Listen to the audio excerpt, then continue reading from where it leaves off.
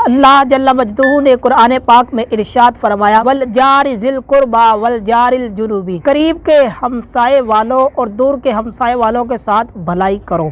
शुअबुल ईमान की रिवायत में आखिरी नबी मोहम्मद मुस्तफ़ा सल्लल्लाहु ताला अलैहि वसल्लम ने इरशाद फरमाया, वो शख्स कामिल दर्जे का मुसलमान नहीं जो खुद पेट भर के खाना खा ले लेकिन उसका पड़ोसी भूखा रह जाए। हमें अपने हमसायों के साथ हुस्ने सलूक करना चाहिए। पड़ोसी के साथ बुरा सलूक करने का अंजाम सही मुस्लिम शरीफ में आखिरी नबी मोहम्मद मुस्तफ़ा सल्लल्लाहु ताला अलैहि वसल्लम ने इरशाद फरमाया, वो शख्स जन्नत में दाखिल नहीं होगा जिसकी शरारतों और तकलीफ़ों से उसका पड़ोसी महफूज ना हो। लड़ाई झगड़ा हरगिज़ ना कीजिए, नरम मजाजी इख्तियार कीजिए, अपने पड़ोसियों के साथ हुस्न सलूक कीजिए, उनके साथ अच्छा बर्ताव कीजिए। अल्लाह तबारक व तआला हमें उनका एहसास करने की तौफीक अता फरमाए।